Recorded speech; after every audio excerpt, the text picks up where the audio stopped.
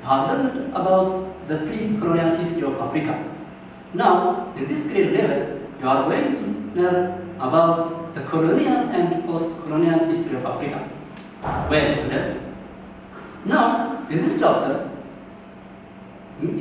is mainly focused on the colonial period of Africa and a struggle for independence.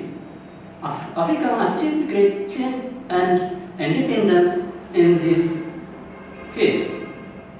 Students, after learning this lesson, or after the end of this lesson, you will be able to explain the legacies of colonialism in Africa, discuss how World War II paved the way for the independence movement in Africa, identify factors that accelerate the African independence movement, describe the futures of the national independence movement. Well then, let's proceed to our main point, legacies of colonialism. Under colonialism, Africans lost great material and natural resource for a long period of time, estimated to be a century and more. For example, the Kenyan leader Jomo Kenyatta once upon a time stated that when Europeans came to Africa, they had a Bible and we had a land. They told us to pray with our eyes closed. After we opened our eyes, we have a Bible and they have a land. Students, imagine how colonialism whipped out the African resources. Well done. The root cause of some of the present problems faced by the African states are traced back to the colonial era.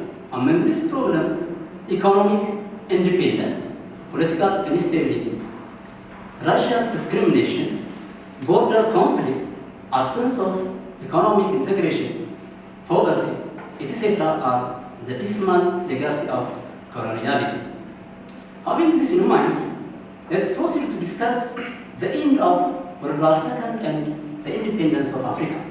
World War II as a turning point for the independence movement in Africa. How the end of World War II paved the way for the African independence movement? Well, there were many number of factors which which accelerated the African independence movement after the end of World War II. The first factor is related with the political change and the beginning of new liberal thinking in colonial countries. For example, the democracy, liberalism, nationalism became the question of the day. Furthermore, there was a new organization named as Non-Aligned Movement, which was established after World War II as a third political bloc in the world. This organization developed a common alliance against colonialism, so Africans got a new force or a new power and assistance from such states who were a member of the Non-Aligned Movement. Second, the Africans' participation in World War II. As we all know, millions of Africans participated in World War II on the side of their co-masters. During their participation, they observed the sacrifice paid for sovereignty and identity. They implement what they have found on Europe and they implement it on their homeland. The third factor is that the anti-colonial struggle in Africa between the two world wars. Between the two world wars refers from the period 1980 to 1945. In this period, many number of movements takes place in Africa against colonialism. So Africans developed a new experience, began to implement and weaken their masters after 1945. The fourth important factor was that the independence of Asian states. Asian states, most of them proclaimed their independence after World War II. This became an important model for the Africans who tried to proclaim their independence after the war. The fifth factor, the Africans, foreign educated individuals who were equipped by new thinking. For example, they know or they begin to understand about freedom. They began to understand about democracy, liberalism, etc. They facilitated the colonial struggle movement in their homeland as well as abroad. This was an important factor. The sixth important factor which facilitated the independence movement of African states was the Pan-African movement. Pan means all, the all-African movement. It was masterminded by Garvey and Du Bois. Later on, they joined many number of native African individuals. For example, Kwame Nkrumah of Ghana, Jomo Kenyatta of Kenya, and etc. to mention. Well, Pan-Africanism became an important political movement after the Battle of Adwa. They took Adwa as an important example for a liberation struggle. Adwa became a symbol of black Africans and Negro in the world as well. Yeah, after the Battle of Adwa, Pan-Africanism, Ethiopianism began to accelerate in South Africa. Well done, student. Let's proceed to the futures of liberation struggle. The struggle against colonial rule had different forms in different areas of the Africa. It's based on, in terms of the time and the length of time in winning the independence, the strength of liberation organization, and the quality of leadership. The colonial power used both diplomatic and military means to suppress the anti-colonial movement in Africa. Britain showed some degree of willingness to give or to grant independence for her colony in Africa.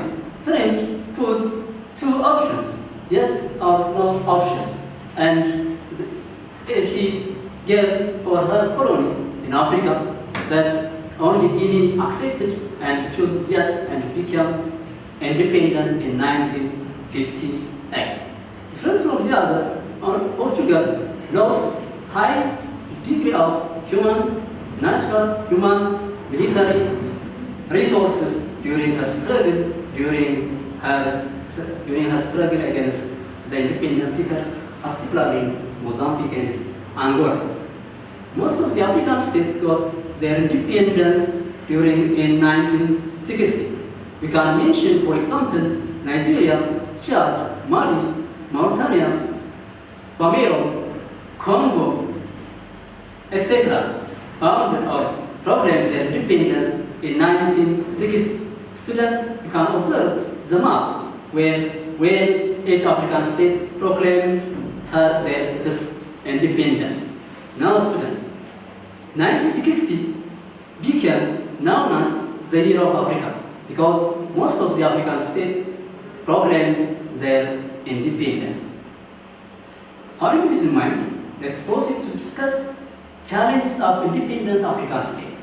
Some of the problems of independent African states are mainly the legacy of colonialism. Others have been of African own made. Among these current problems, one, the border conflict. After independence, border conflict became common in many parts of Africa. For example, Europeans draw up their boundary or force boundary in order to strengthen and help the struggle movements in Africa. After independence, for Africans, redrawing the map became a difficult issue, and later on it changed into interstate conflict. The second most important challenge for independent African states was ethnic oppression and amnesty. Ethnic oppression and amnesty also the symbol of the Africans, most of African states. For instance, the ethnic oppression takes place in Rwanda, South Africa, Congo, to mention.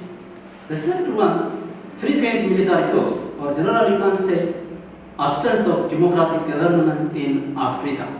Most of the Africans adopted a dictatorial ruling system. there is no limited government, there is no multi-party political system. For example, from 1958 to 1969, out of 30 independent African states, 20 of them proclaimed their region or their power through a military region. Most of African leaders, since power as up to date, most of them were corrupt. The fourth challenge was that single-party ruling system is related with the third major challenge, economic independence on developed states. Even if we are independent politically, we are still economically dependent on developed endemic diseases in Africa. Africa, particularly south of the Sahara, partly hit by HIV/AIDS. For example, out of 33 million pupils from the world, 22 are in Africa. Unemployment also common in every part of Africa, and it resulted or obliged the young African society to migrate to outside world. Brain drain also increasing in alarming rate. The other one, drought, poverty, famine, backwardness as the symbol of Africa. Students, please suggest a solution for how to eradicate such problems from Africa. Please discuss it with your family. To sum up, in our first lesson, we have learned about colonial legacies, how the end of World War II became or resulted for the acceleration of independence movement in Africa, factors which precipitated the independence movement in Africa, futures and challenges of the current African independent state. Next time, we will discuss about Pan-Africanism and the establishment of OAU. Thank you, students. Students, please keep yourself and your family from coronavirus by implementing our preventive methods as much as possible. Please stay at home. Thank you very much.